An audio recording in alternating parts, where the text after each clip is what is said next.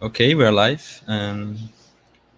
Boa tarde a todos. Hello, everybody that is here watching us. And today we will have the final presentation of the day. It will be by Fernando Carlucci. He works as a philosophy teacher at Fleming High School. He earned his PhD at UFRGS with the financial support of CNPq and the Fulbright Foundation. His main research interests are in epistemology and the philosophy of language, with emphasis on skepticism, film studies, and gender studies. His presentation is titled World has Otherness. And he will have as a respondent Professor Jônadas. Now, put everybody away here so you guys can talk. Thank you. Well, thank you.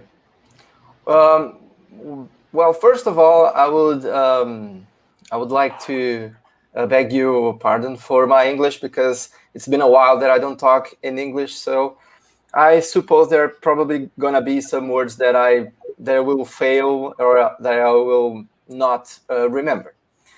But so this is mainly for Eric and Gila and Richard and Arata, who are arriving right now. So I was begging you to pardon me, because it's been a while that I don't speak in English. So this is going to be an effort for me. Okay, so when Jônadas told me that we were going to have this conference in Brazil, my inspiration was the succeedings in the year of 2020, 2019, because there was something very, very, how can I say, sad and terrible happening in Brazil environment. So the forests were burning, and there was a lot of concern about the situation of the rainforests here in Brazil. And I thought that perhaps there was something wrong about the way Brazilians were relating to nature. And since my background and all my studies have been mainly in Cavell's philosophy, I wondered what would Cavell, a student of Cavell, what can a student of Cavell's works answer and think about this? So I tried to make I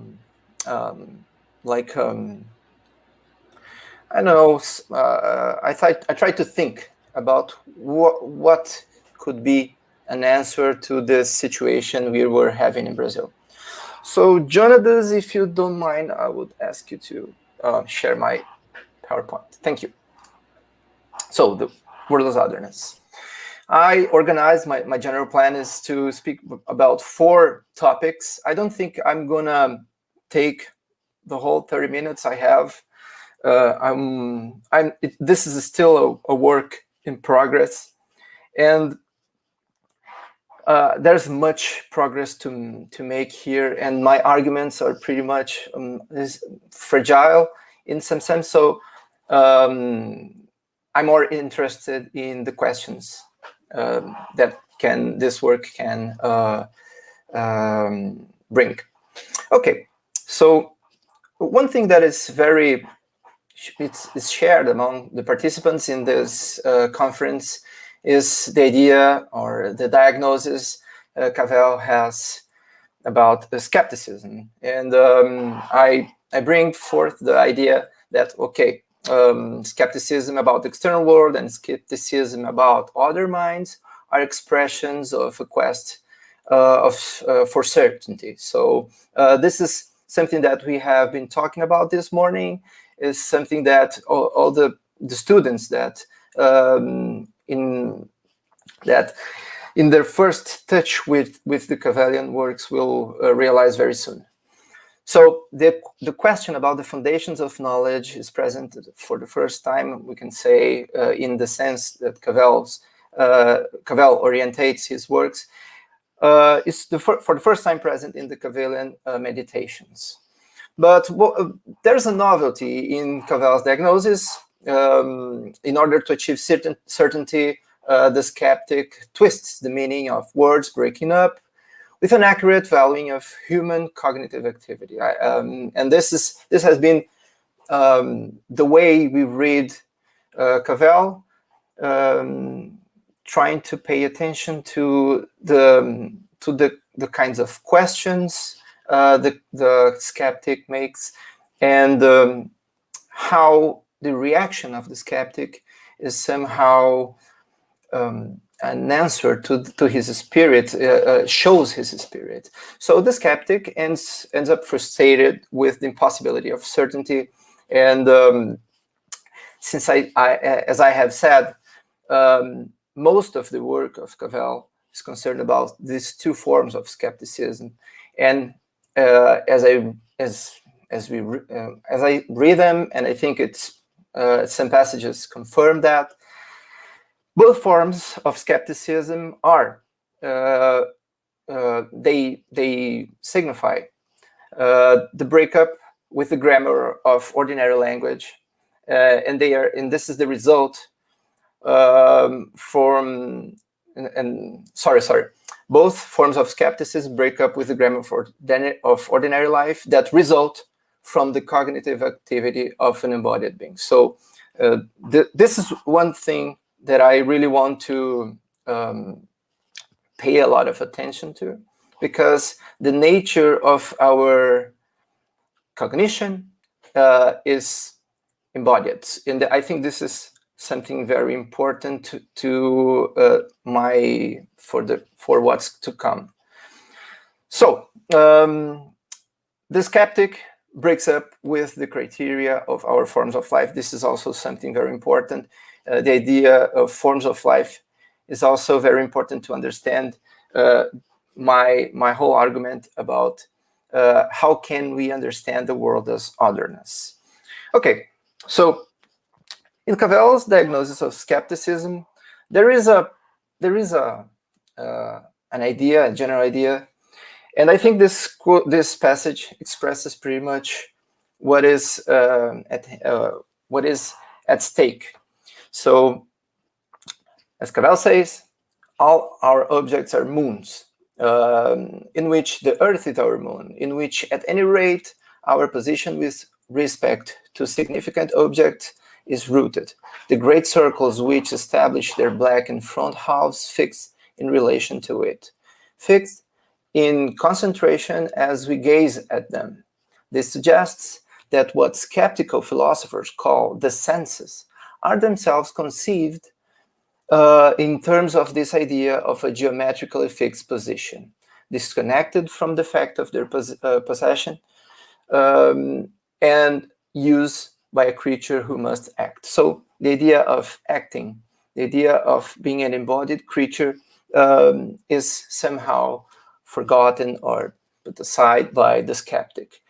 Okay, and what I think is the answer that I see mostly in the decline that Cavell is, I think it's one of the later writings published by Cavell. I don't know if I think there's quite a few things that came in the 90s, but I think that the answer to this, to understand why we can heal, why we can recover from skepticism, goes pretty much by understanding the two meanings, the two senses of forms of life. And I want to put some emphasis in the natural sense that I see here, when Cavell says that the typical emphasis on the social eclipses the twin preoccupation of the investigation, call this the natural, in the form of natural reaction, as Wittgenstein says in PI on 185, or in that fictitious natural history, or that of the common behavior of mankind. The partial eclipse of the natural makes the teaching of the investigations much too, let me say, conventionalist. And I think that at this moment, it's of course, I haven't read everything Cavell has published, but I think that there's an invitation to read Cavell as someone who's speaking a lot more about culture and conventions, and sometimes I think at least it was one of my mistakes in the reading of Cavell. We put aside too much the natural reaction, the natural in the understanding of what is a form of life. So this is something that I want to keep in mind. And of course, there is also the conventional. And the achievement of human happiness requires not the perennial and fuller satisfaction of our needs as they stand, but the examination and transformation of those needs. Sorry, this is not from decline. It's from Pursuits of Happiness. So Cavell has this idea that forms of life has a vertical sense where we compare ourselves to other species. And this, of course, brings some similitudes, but also there is a, let's say, a horizontal sense where we can compare different human cultures and see how they solve their problems, how they use language to solve the burden of being an embodied creature, of being a form of life with an emphasis of life. So this is something that I want to call attention to, so we can come with the Cavellian solution to the problem of skepticism. I know that you all are very much more than I acquainted with the general answer Cavell has to the skeptic problem. But during my PhD, I decided to work the idea of acknowledgement, and I think the whole process of acknowledgement starts when we understand that leading words back from their metaphysical use and bringing them back to community, bringing them back to the low and the ordinary, is precisely a movement or the dynamics of acknowledgement. I think this is something, and there are many things that we acknowledge in this process. Not only people, not only community, but also practices and a certain way we grasp the world. And this is the importance of criteria and the grammar of objects. When we realize the sense of this, the one possible sense of the world. Well, in this passage, in this quotation, I say, sorry, I picked this quotation because there's something very important here about the concept of acknowledgement. There are special problems about our knowledge of another, exactly the problem the skeptic sees. Exactly the problem the skeptic sees. And these problems can be said to invoke a special concept of knowledge, or region of the concept of knowledge, one which is not a function of certainty. The region has been pointed to in noticing that a first-person acknowledgement of pain is not an expression of certainty, but an expression of pain, that is, an exhibiting of the object of knowledge. There is an analog to this shift in the case of third-person utterances about pain. This is when Cavell is trying to show us that the skeptic and the anti-skeptic are concerned with the same kind of problem. But what I want to focus here is the idea that acknowledgement is not a concept that has a relation with certainty. It's somehow another way of relating to the world. And this is where I start to draw my argument. So acknowledgement is not a form of a function of the concept of certainty. It is a certain way to exist. And this passage, for example, of the investigations, Cavell works out many times trying to show us that acknowledgement depends on the way we see things, and the way we see things is the answer to the possibility of acknowledging others as well as the world. So I don't want to read this. I just I'm pretty sure everyone remembers this. The meaning of this passage is very emblematic, and Jônadas, who was my advisor, he has published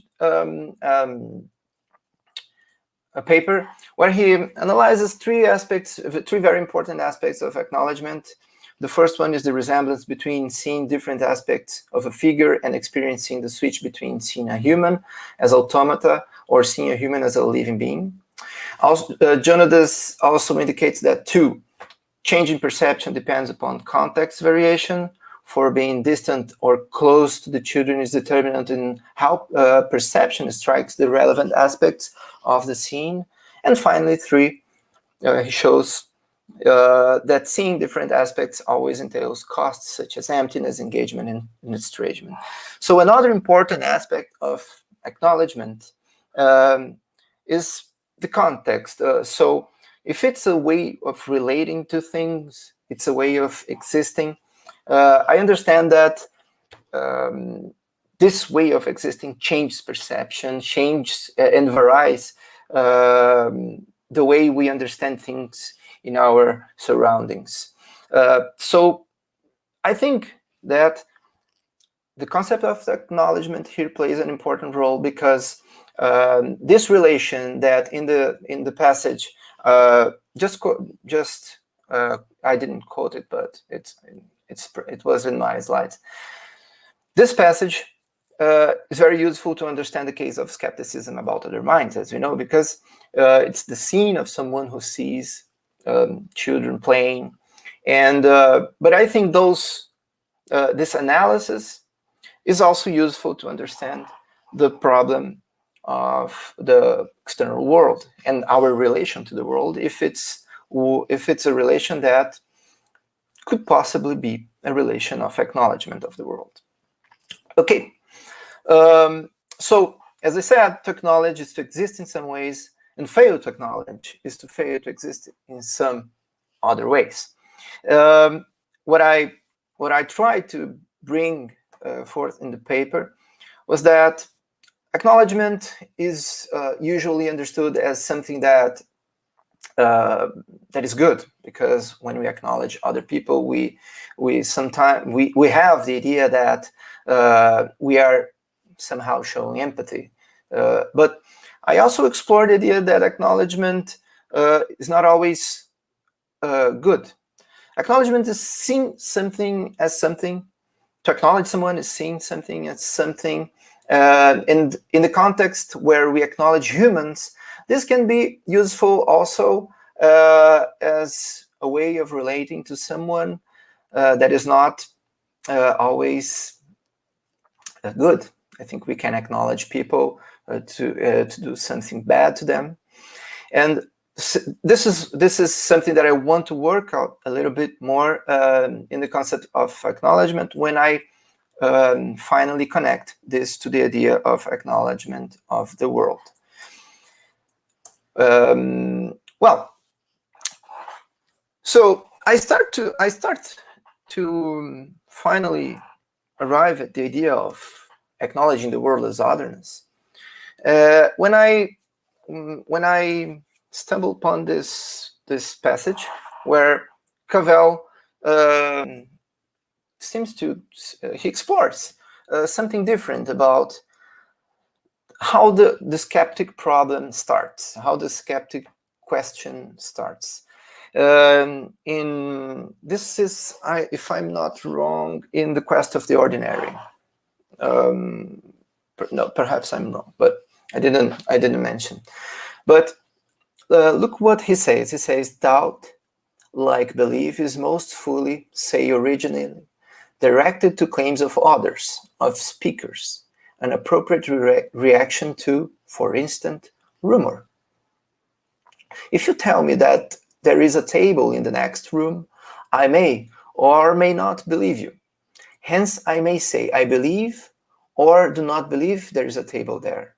But philosophers are led to say that they believe that there is a table here, the presence that is for all the world this table. So the present that is for all the world this table before their eyes. And this situation where the grammar of doubting is brought about to remember us that we usually doubt what people say, and the skeptic seems to create a context where he seems to distrust the world, is symptomatic of a relation with the world. And this relation is a relation that I agree with Mulhall. That is a relation where the world disappoints the skeptic, precisely because he interprets his goal of achieving and maintaining certainty about the world's existence as a matter of achieving and maintaining an undispossessable possession of the world. So the idea is that the skeptic, and I think, in the paper, I tried to bring some arguments that I see also in Max Weber's the Protestant Ethics and the Spirit of Capitalism, that it seems that there's a change in modernity, and I think that Cavell brings every time here and there the idea of historical change. And I think this is something that Max Weber and Cavell share, because they both understand that modernity has somehow brought this sense of pure activity and possession of the world. This is a change that we see in Cavell's writings, but also in other sociological works. And well, so this quotation is also important, because now my wish is to connect the idea that, okay, if we can acknowledge the world as otherness, perhaps there is something that we can work better in order to understand how the world can play this role of otherness. And so let me read in this speaking to nature, the replacement of talking to nature to talk back. The idea should seem to us somewhat safer philosophically. I mean, safer to take an interest in, but hardly perfectly safe, since our talking to nature ought to strike us as being nearly as crazy as being spoken to by it. We might by now be able to think of the question of our communicating with objects as the question of whether we and objects have access to one another. Whether, perhaps, like rooms that communicate with one another, or it may be caves, we are near one another, led to another, give ground. So it seems that it's possible. There's a communication between us in the world. And this, in the sense of this communication, is one that, if I understand what Cavell is saying, is that there are enabling conditions where the world is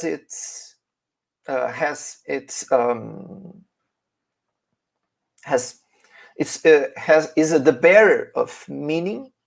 So we don't know what is the meaning of the world, but it can support meaning. It can, ground human action. It can relate to human, and also humans can read nature. That's why we are somehow successful in creating and sharing criteria. So what I during the whole book, The Quest of the Ordinary, Cavell analyzes poetry, and since I'm not good in reading poetry, especially in English, I decided to bring a Brazilian thinker that has pretty much the same message, the same idea. That is Altair Krenak. He's a native American, but American in the sense of the Americas, as a Brazilian. And Krenak, a native South American, maybe. Native South American, good.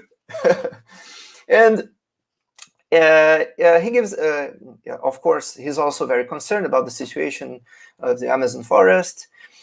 And in a conference called Ideas to Postpone the End of the World, he tells us the situation of his community. His community suffers, it's almost destroyed. People have to go live other places in Brazil because the place where they were settled after generations was destroyed due to mining activity. So he says, we call Watu the sweet river. He is our grandfather. He is a person, not a resource, as economists say. When he say our river is sacred, people react by saying, this is some kind of folklore. When we say the mountain is telling us it's going to rain and the day will be prosperous, a good day, they answer, no, mountains don't talk. And Krenak tells us about many ways they see nature. So they go to the sweet river in order to feel the company of their grandfather. They feel that they're taking care when they go there. The sweet river, when they ask the sweet river to fish, and the fishes come up, they say, well, this is because there's fish and our grandfather is providing us food as the grandfather there in the tribe. So what I try to explore here is the idea that nature, the way we see nature, can share the same grammar the members of our family, the same grammar. We understand the members of our family. So sometimes nature gives us support. Sometimes nature is where we find, I don't know, some kind of backup. So this is the general idea I want to explore, and this is the last paragraph of my paper. Let me read just to finish my presentation. So the idea is that the concept of the criteria evinces here is that communication with nature is an enabling condition for the existence of human life. This capacity for communication is also what enables human life to coexist with other life forms. In this sense, human life is enabled because humans address nature, expressing their needs for shelter, food, medicine, rest, etc. And nature answers humans providing these needs. The form of these address is obviously different from the way humans address humans. For it is much more the reading of an expression than a proper verbal exchange. But nature also addresses humans, asking for relief, rest, and respect. There's a right time to fish, the right moment to cut trees, a right moment to seed and harvest, and so on. As Erasim Kohak states in a somewhat Heideggerian way in his book, The Embers and the Stars, modern life has progressively cut us away from his communication with nature, since we don't see nature recovering from human exploration, and the world of technique no longer represents the human primordial efforts to overcome its own extinction. The consequences of this change is oblivion of some very basic forms of relating to nature and others. So, thanks for following me in this presentation. I hope my idea, at least, is somewhat clear, and any contributions will be very welcome. Thank you, Fernando. thanks for your paper. I really liked it, and I was positively surprised by the way you make these connections at the end with, with what I would call practical questions or ethical questions, and I would like to press you a little bit on that point later. But before that, I would have a lot of questions, like short ones. But I think I will ask one or two, and perhaps start a conversation with everybody. Sure. And in case, perhaps I will go back to the other quicker ones. But could perhaps we go back to your presentation? You sure. Just. I closed it, but yeah, let's share it again. We don't need it, but if it's one passage, I think it would be nice to have in view. Is in the slide with the number 2.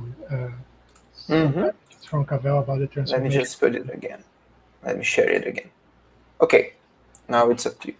Well, sorry, where exactly? Number 2, or let me see. Okay, let me go back. No, that one. Yeah. So let me see. I want to make sure that I understood you. I had the same doubt or question reading your paper and listening to you here now. Cavell is here proposing, I think,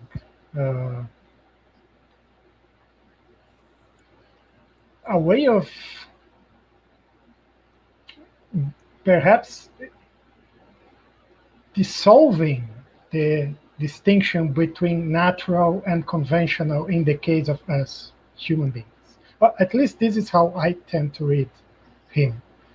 There is one quote that I love to use, but probably you remember me using it at some point, from Pascal, which is habit is our nature, or something like that. The idea is that nature for us human beings is habit. We have, of course, and this connects with Cavell in Decline and Decline, we have some biological, physiological needs and so forth and so on, some capacities for perception. So I'm not denying that we have a natural biological basis for what is nature in us. But we also have the capacity of transforming those capacities, so to speak. So we have a second order capacity. We can speak of second nature, but actually perhaps there is no second and first nature. There is just the way we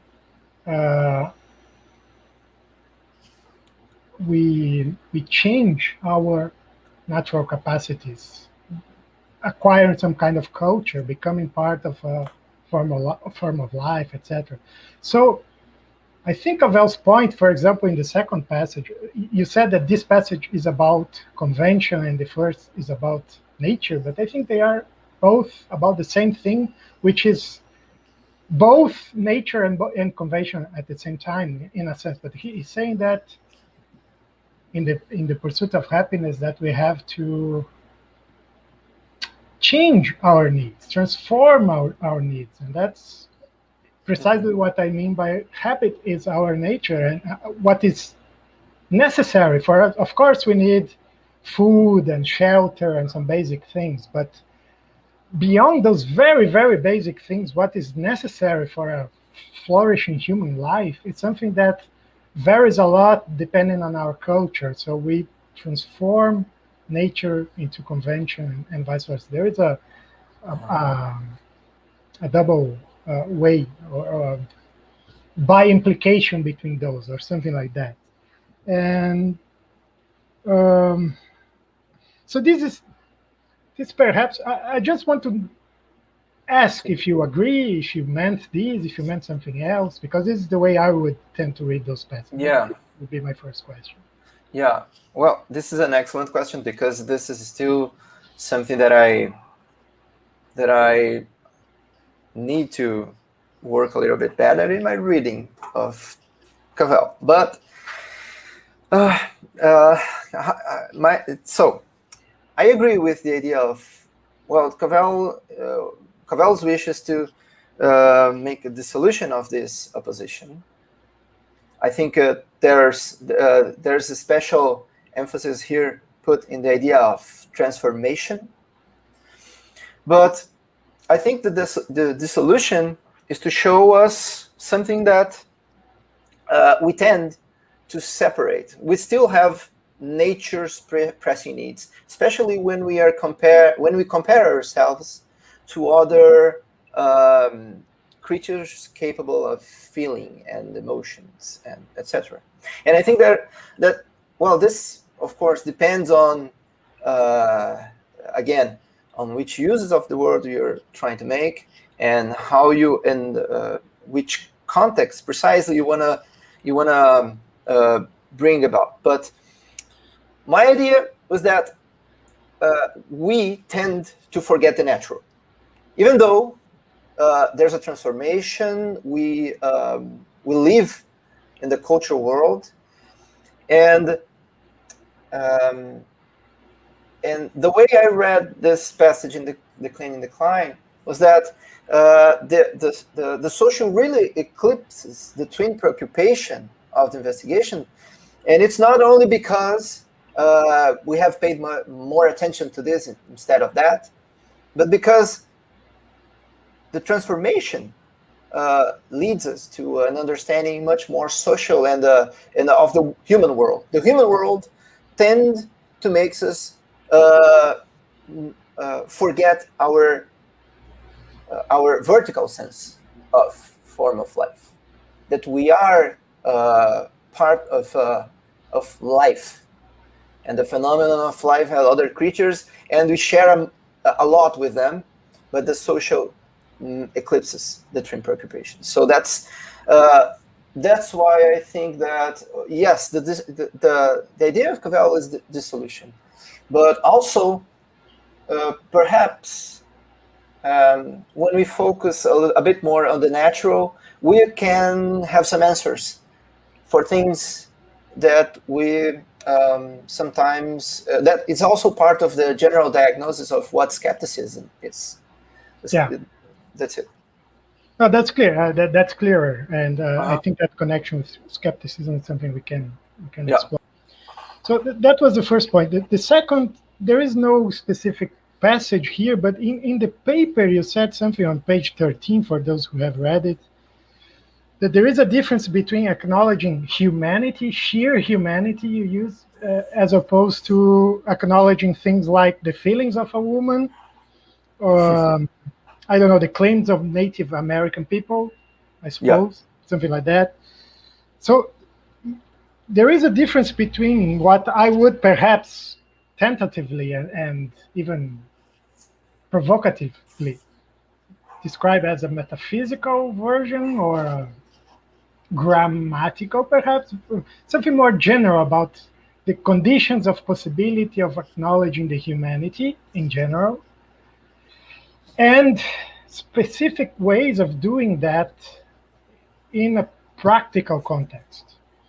And perhaps it would be, I'm not sure if Cavell would follow this, but at some point Cavell uses a Heideggerian distinction between existential and existential. You know, those it's just convention, but there are some Heidegger is trying to speak about the fundamental ontology, about the conditions of our being in the world, general conditions for perhaps any culture, at least in being and time. And he distinguishes that from kind of practical ways, what he calls ontic preoccupations. And in a sense, I think Cavell is doing the same. I'm not sure. I would like to ask you and people here what they think. But Cavell normally doesn't use practical examples. He uses art, literary examples, but he's not, for example, even when Cavell does engage with feminism, for example, in the Pursuit of Happiness, he's basically saying that he's not going into the first order discussion of feminism or something like that. I don't know exactly, but he is talking. He, for example, says that the remarriage comedies explore a new way of being a woman, which is a new way of being human. He makes that inference. This is what matters. It's a new phase in the development of our Western culture or a way of thinking about the human that is expressed in the way of being a woman in those movies. But there is the kind of first order question, the ontic question of what is to be a woman, and the ontological question of what it is to be human. And Cavell seems to be more preoccupied with the first one, and you seem to be trying to push him in the direction of, or at least you are pushing your own thought in the direction of connecting with these practical issues that you mentioned in the beginning of the presentation today about the rainforest being burned in Brazil and things like that. And in your paper, as at some point, at page 16, you also say something about acknowledging natural and social pressing needs. It seems to be another example. And at the end, the example that you gave today is Krenac's way Conference. of describing their people ontology, I think. Relation with nature, and that would be another way of. So I don't know. Perhaps I don't have a specific question, but perhaps I would like to hear you and other people here about this. Why do you think Cavell is not engaging directly with those questions? Do we need to do that? What's the advantage? I don't know. Yeah. Well, thanks again. This is something that I remember that when I was when I sent the paper to the Fulbright committee, there was my first interest, the concept of woman, and as a new way, as part of the concept of humanity, and what's the meaning of this. And well, I don't have an answer to your question, because again, as Cavell says in the Quest of the Ordinary, he says that what frustrates us about criteria is that they establish the conditions to agreement and to share form of life, and not to satisfy the skeptic wish. And thinking from that, I think again, acknowledgement, to acknowledge someone and to acknowledge someone as a human is again another form of agreement. There sometimes it seems that there is an ontological. There is the ontological possibility of acknowledging, like there's something that lies behind all the possible forms of acknowledgement. Like there's this Dasein that, and you can acknowledge that, which is behind all the ontic forms of human possibility, and using, as I understand Wittgenstein's idea, there is a Dasein that can acknowledge all possible forms of life. And if I understand what this idea of building or making the concept of humanity, I think I would stay without the idea that there is something beyond the human acknowledgement, like what we acknowledge is what we are capable of agree. And thinking from your paper, I think again you have this possibility of at some moments not having any stability on acknowledgement. Sometimes you can build like a good environment and reach stability, habitability, and this is, I think, that the agenda that we can see coming from all the process of acknowledgement throughout history. So this is what I meant when I said that there are natural pressing needs and social pressing needs. That the concept of humanity is unstable because we are, since the modernity, trying to build this habitability for all the forms of acknowledgement.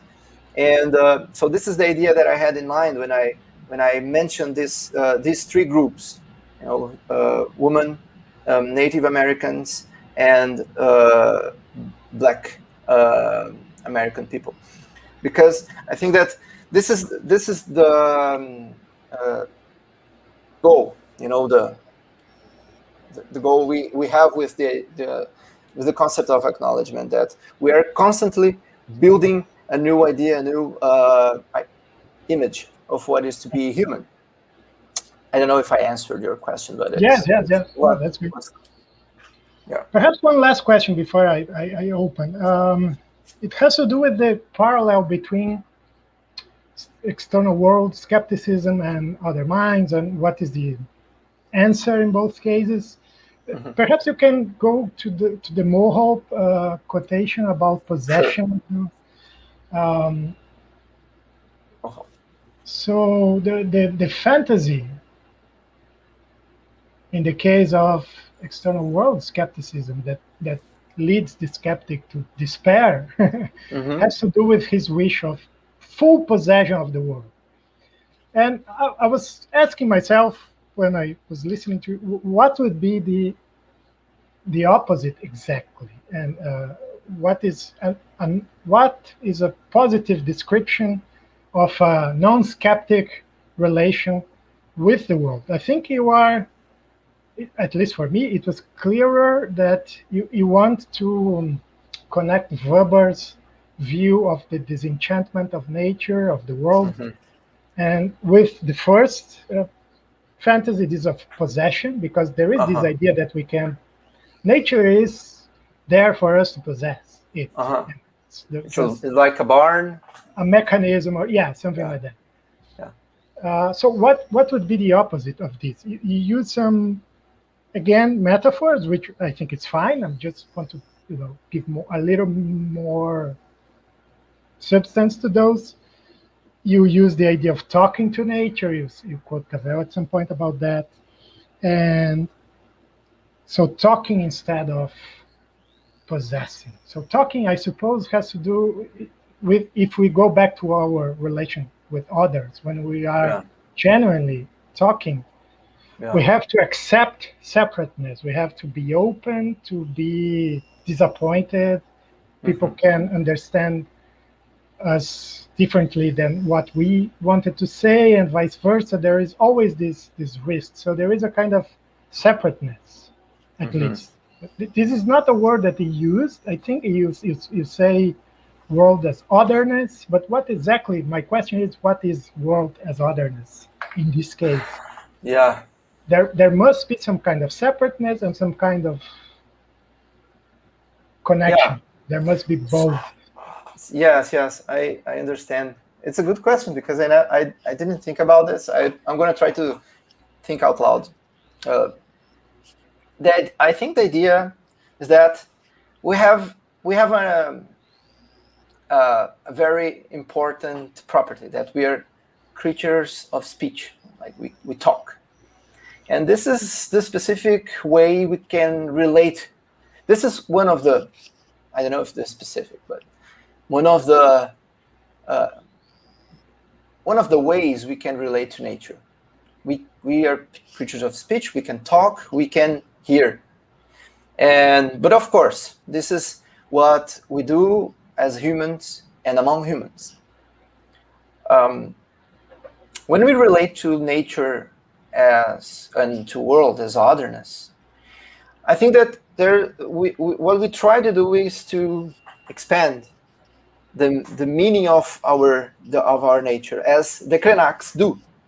Like they, of course, they don't. If you ask the Krenaks what is to talk to nature, and you say no, but literally, I mean, you did talk to the mountain. It won't make sense to him to press him to say to what is literally, because For them, it's the communication they have with nature. So the distinction of literally talking to nature and not talking to nature makes sense when you are disenchanted with nature. Okay, so the idea that I had in mind is that the concept of communication is very subtle, I think, in Cavell's. Let me show you again. This idea that let me see again. Where is that? Oh, there. That the question of our communicating with objects like rooms that communicate with one another. Since you're here, what the hell does caves have to do with this? I couldn't. Like caves communicate with one another. One lead to the other. You know. Okay, that's just it. I thought there was something. Okay. I think that's the way I read. And in the same way, when we separate from nature, we no longer see that the nature leads to human existence and human form of life. And I don't know if what I'm saying is too weird for an afternoon, but this is what I understand, you know, like, and humans lead nature as well. Like, for example, when we relate with nature, when we are part of their processes, when we fish, when we organize the environment to our needs, we change it. So, and this is a little bit of human nature. That's, of course, perhaps all the words I'm using sounds too essentialist or Aristotelian, but the idea is that nature has a proper way to communicate with each form of life. I don't know if I'm going too far, but this is what I take from communicate. Perhaps just to put as a provocation, do we need to relate to nature as the Krenax? Is that the only way? Or no. It's a more general description of this. You know. Yeah, no. I took the Krenax because it's a radical example. I just think that what they show us is that the criteria they use. I'm sorry. The grammar they use to describe their environment connect family and nature. Mm-hmm, mm-hmm. And I think that's the kind of exploration that should be done. We should again go to observe nature, and that's, I think, the idea of the quest of the ordinary. Go back again to the ordinary and see how the grammar of our form of life connects with something other that is not our community, that are other forms of life in the vertical sense, and with brute nature, the inorganic. And that's what I had in mind. Oh, that's great. I may have some follow-ups, but let's open to everybody. Yeah. If they. Let me put everybody. I don't know if if I should do this, but if somebody prefers to go back to backstage, just let me know, or just go if you want. May I start? Please. Okay. First of all, thanks, Fernando. I really liked your paper. There were some parts that were a bit more obscure, but I just wanted to say that it's very interesting that you try to connect these philosophical problems, these philosophical dealings with a practical problem, and that is voiced by Native Americans. Funny enough, it reminded me of a passage of The World Viewed, the book by Cavell. By the end of chapter 9, about the type of the dandy, the lonely man, the lonely cowboy, he ends up talking about the idea that these movies were fleeting at some time. They were people stopped doing this kind of movies, and our culture changed, or better yet, American culture changed. So this type of movies do not fit very well. And he makes an analogy between this and the very fact of the Constitution of America, and I believe the Americas, all subcontinents also. And he mentions how when the Native Americans were not the main people of the United States, they took the names of the gods with it, and the gods became legends, and all that is left is the slaughtered beauty. And this idea is so very interesting to me because it appears that he's not only acknowledging that we have a disenchantment of the world, but it seems that there's not much going back sometimes, at least in this case, in this book, because it's a slaughtered beauty. It is that we can no longer live it, we can no longer bring it back. But, and this is the point I will let you speak, it appears to me that because it is slaughtered, maybe we can mourn it. You said earlier that you were interested in the idea of mourning, and here, for people less familiar, there is this word playing in Cavell, where mourning with a new and mourning without a you, and grieving, and the ability to have new days. And anyway, all these digressions just to ask, how do you see this in our societies nowadays, our forms of life? Because it's a big practical problem, but at the same time, there's this feeling that there's not much to be done besides to mourn. Yeah, I think your comment and your question and your comment are both very challenging, because of course I'm not a thinker of the actual society. But what as I said earlier, my idea was to see which kind of answer we can find in Cavell's writings. And again, I think I tried not to close the answer. I tried not to finish my answer. I just try to point to something. Look, there are people who relate to nature, and they find family resemblances between the grammar of nature and their families. So, of course, this is not yet an answer, but this is my effort to try to point to something. Look, we should try to change it. And I think there has the idea of mourning, that we no longer relate to nature in any special or magical way, is okay. It's okay. Actually, this is not the substance of having a good relation to nature. Like we can understand better the place of our form of life, and in contrast with other species and other beings.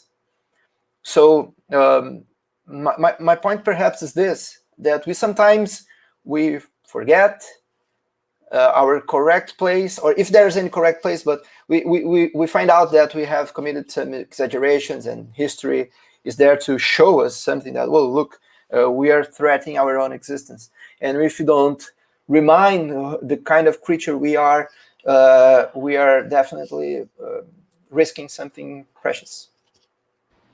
Yeah, I would just add that I don't think there's a definitive answer. I don't think there's a right answer to end all these ecological and technical and social problems, but especially if it is a matter of acknowledgement, because it is always dynamic and changing. Yeah. Thanks. Thank you, Igor.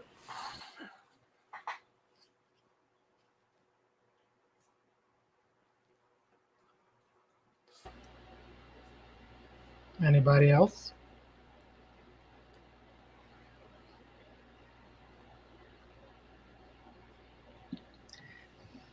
Thank you, Fernando, for your talk very much. I have a couple of thoughts that are not completely finished.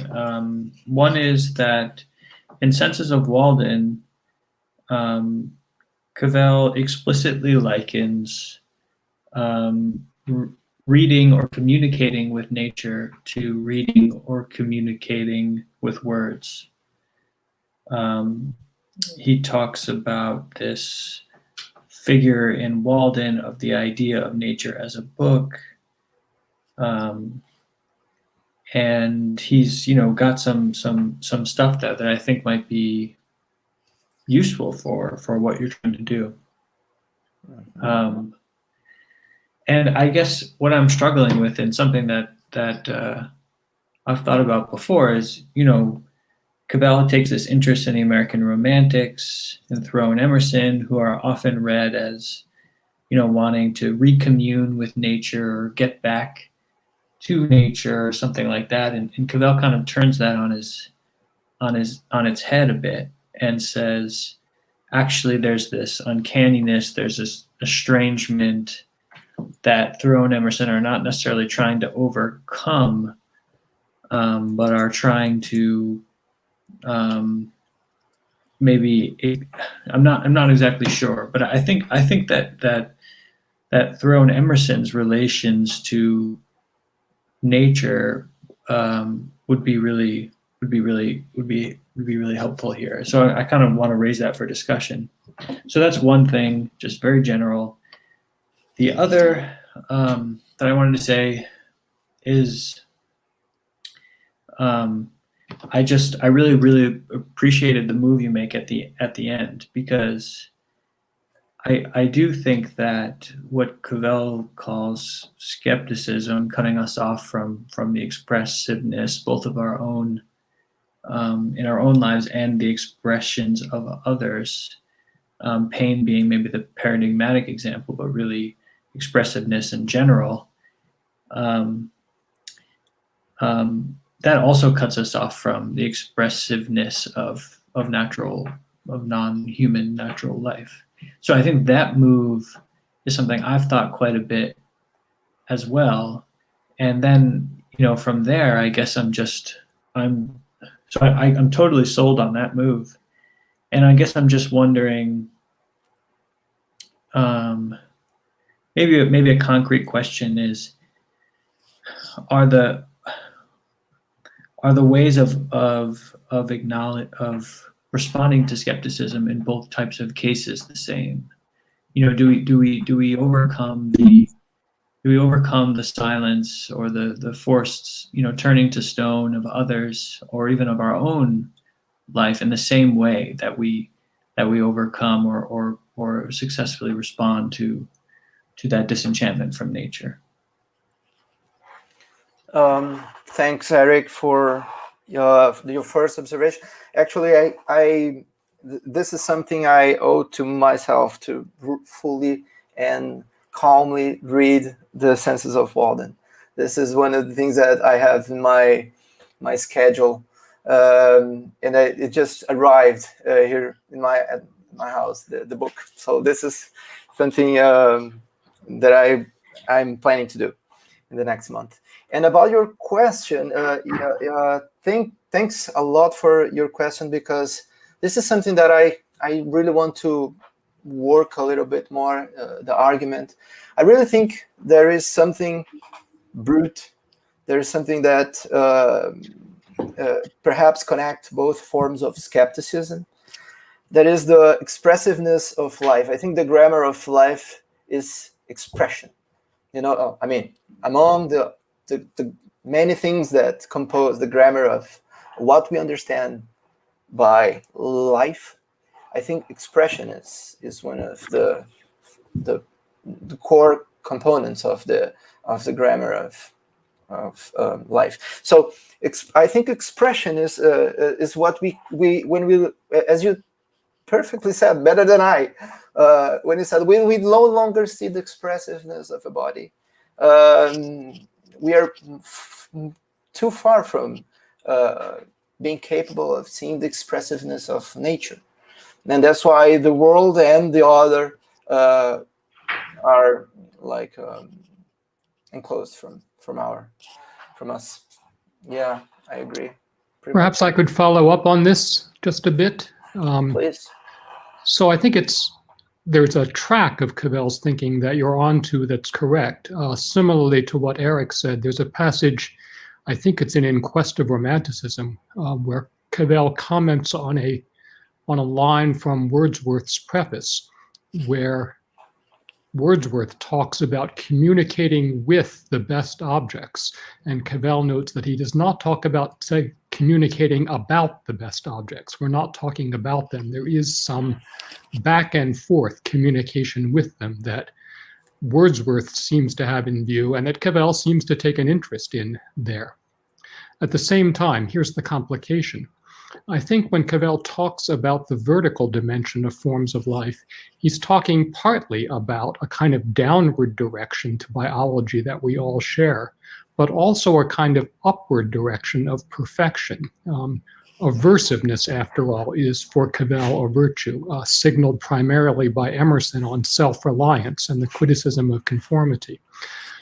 So I would read it at bottom as not even a theoretical view so much as a location of the human being as having always to struggle with two sets of demands, the demand or imperative to distinctive, aversive self-enactment, self-creation, and perfection on the one hand, and the demand to reciprocity, acknowledgement, intimacy, both with other human beings and with nature on the other hand. So the thought is, I think, we're caught in the middle. At least that's the way I read it. Oh, that was thanks, Richard. That was very helpful to organize my thoughts.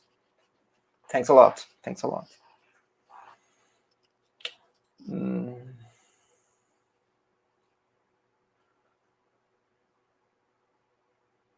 I don't know if anyone else wants to make any comments, but I'm pretty excited with what I heard. Oh, thanks, Arata. Yeah. So okay. I mean, I think I'm sort of following up on the last two questions.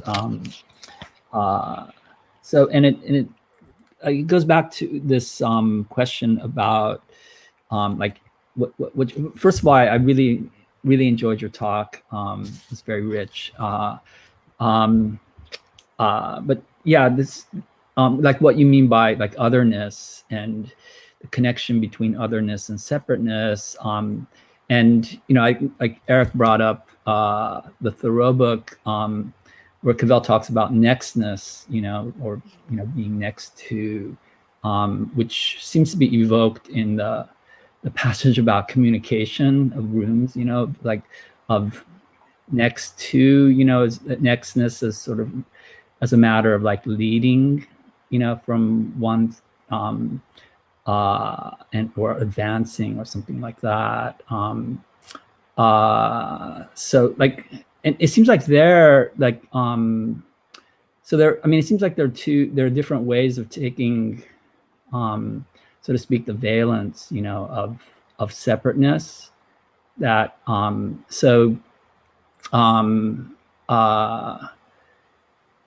and of acknowledgement, where like acknowledgement seems to involve like always essentially some sort of acknowledgement of separateness, whether it's in relation to the world or in relation to others, and it seems like there are like different ways of taking that, and one, like the introduction of nextness seems to introduce this idea of going on, in ways that, and so it seems to be like contrasted with like blockage or something like that, where you reach some kind of impasse, which is very much sort of in Cavell's writings. It seems like in the very beginning, where like the possibility of some like reaching some sort of impasse,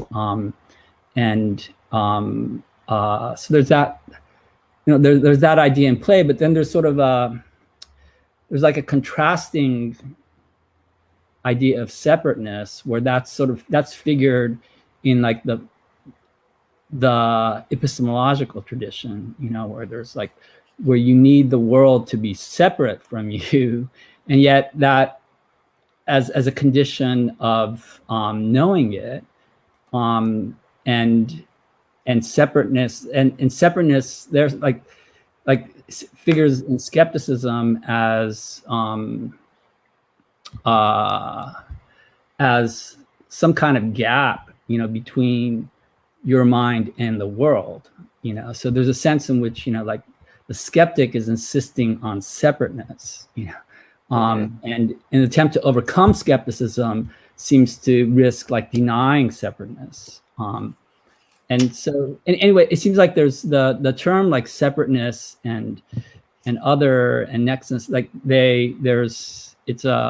it seems like there's a sort of complicated terrain that Cavell is traversing, and they're different, so to speak. I mean, I don't know how to put it not meanings exactly, but sort of valences, in the term separateness. So anyway, I thought that your discussion was very rich, and I think it's something that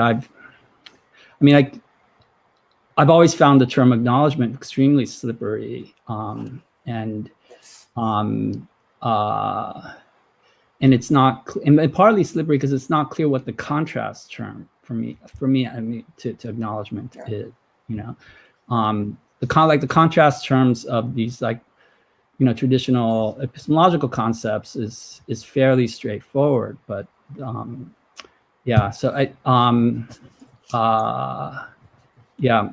anyway, sorry, I got on too long. I do have a question about the connection between our relation to the world and our relation to others that Jônadas raised earlier, but I'll keep that in my pocket for now. Arata, surely the contrast term is primarily avoidance, and to some extent aversiveness. Right. Yeah, avoidance. Yeah. Yes. Yeah, but right, but no, that you're right, Richard. Yeah, but yeah, go ahead, Fernando. No, I was just going to say that avoidance suits me better when we're talking about the relation we have with other minds. It seems it fits better in this relation, but we probably would have to work out better the idea of avoidance of the world. I mean, what does that mean exactly?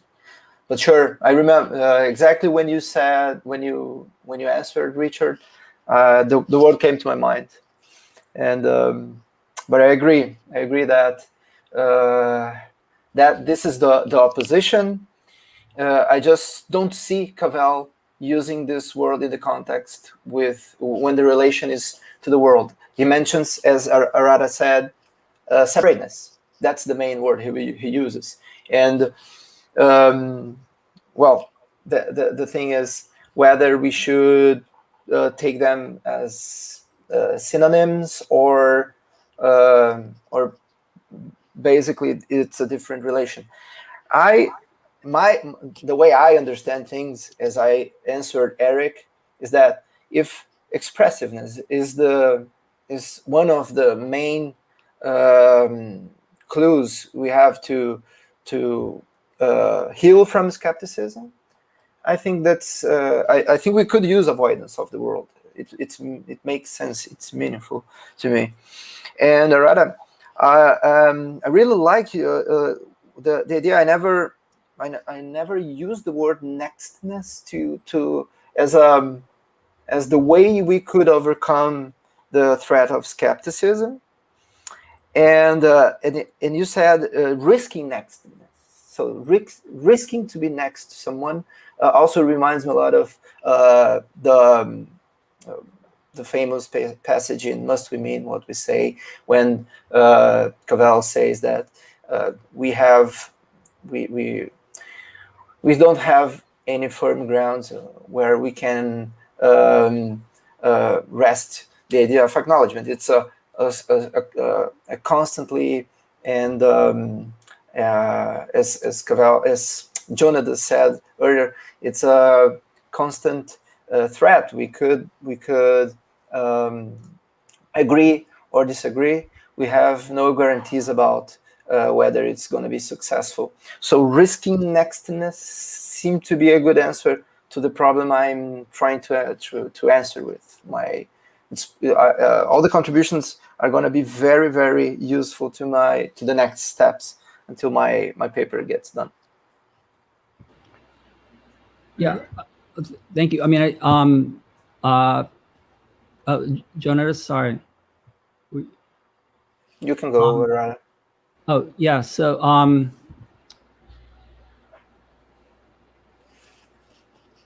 yeah, in your response, you said that it's not clear what avoidance in relation to the world would be, and it does seem like one of the points in your paper seemed that one of the things I was getting from your paper was that there's some kind of internal connection between our relation to others and our relation to the world, both as it plays out in skepticism. So like one way to put what's going on in like the problem of other minds seems to be that we sort of figure our relation to others in terms of the way in which traditionally philosophy conceives of our relation to the world, and then we sort of, as it were, like lose the distinctive, as it were, sort of form of separateness that others have to us, and so we basically lose our relation to others, in figuring our relation to them in terms of like the other mind's problematic, and it sounded like you were suggesting maybe that in order somehow to recover a relation to the world which doesn't both disfigure the world and disfigure us, we need to actually think of the world, not assert or claim of the world, but somehow think of the world as so to speak, a thou, as another, in the sense in which other persons are other, and that this, and it seems like that's I like that suggestion, if that was your suggestion. Because of course Cavell wants to elaborate on like the differences between other mind skepticism and external world skepticism, but it also seems like they're somehow internally connected to one another, so you and yeah, they like what we do, how we're conceiving our relation to others and how we're conceiving our relation to the world, while they're not the same, they bear on one another in some way, and it's so it just seemed like you like, I think that I don't know, it seems like it's in the spirit of Cavell to sort of, as it were, shift the direction, of, so instead of, we fall into the problem of the minds by, thinking of our relation to others in terms of relation to the external world. But then like we can, as it were, sort of recover our relation to the external world that has been, so to speak, corrupted by skepticism, by like refiguring our relation to the world in terms of our relation to others. Yes, exactly. I think and so the structure of claim of reason is precisely this. You start with skepticism about the external world. You have all the exposition of the problematic, the understanding of the problem, and how to overcome skepticism. And then I remember we have a chapter that is a debate about on ethics, and we start the final chapter, the one which is mainly about acknowledgement, between acknowledgement and avoidance, and I don't see very clearly this transition. And as you said, I think that what you mentioned is precisely this internal connection that I barely touch, but I see that there is this connection. And my answer was trying to visit, was an attempt to visit other writings to see if I can feel, the other, what is what can fill this this internal connection that it seems to exist, but at least I don't see very clearly. So this is, I mean, the main project that I'm on right now. But thanks, Areta, for your observations, and they are very helpful, and they're going to be in my next steps. Thank you very much, you all with your ideas. Fernando, we also have a question in chat by Rafael Fernandes dos Santos. I'll read it out loud now. The relation to others, in a sense of other people who share the same form of life, does not come before the relation the individual established with the world. And then he has a follow-up, in which he says, we do not need to be conceptually attuned before addressing the world as otherness.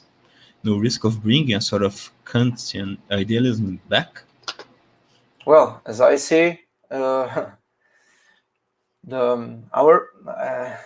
think that I don't see anywhere Cavell saying that there is a dependency, or the idea of something coming first or something coming after.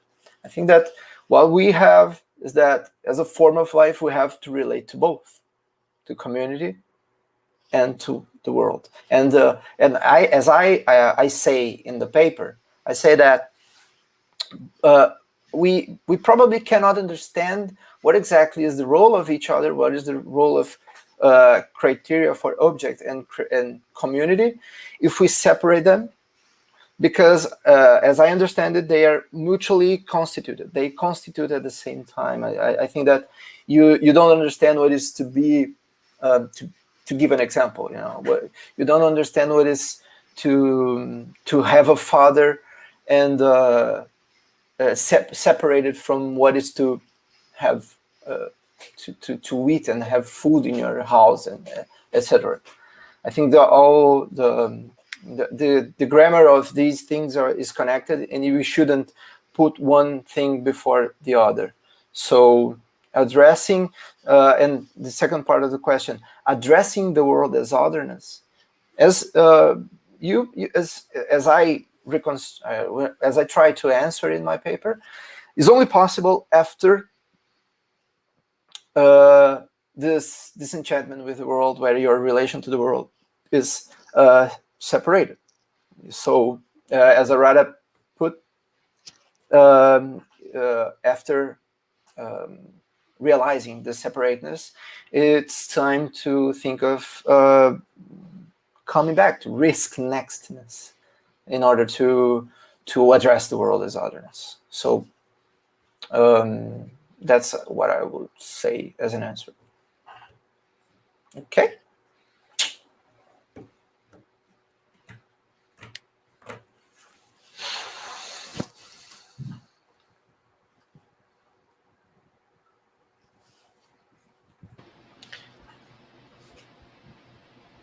Any more commentaries, questions?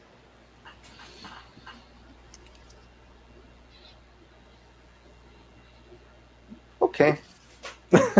I sure have more, but I think I'm pretty tired after 3 conferences, and perhaps everybody else is, so we could stop here. Yes, excellent. Thank you all. Thank you, guys. It was a good session. Great, Okay, thanks bye. everybody for joining Okay, us. see you tomorrow. Bye. Bye, everybody.